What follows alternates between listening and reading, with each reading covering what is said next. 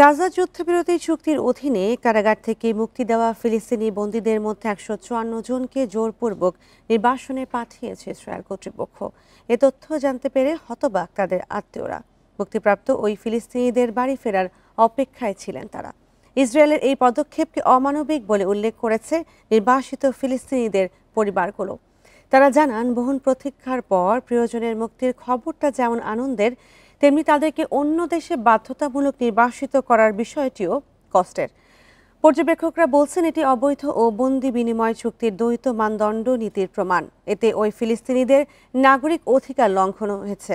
নির্বাসনে পাঠানো দেশগুলোতে তাদের নাগরিকত্ব না থাকায় নানা বিধিনিষেধের মুখে পড়তে হবে তাদের।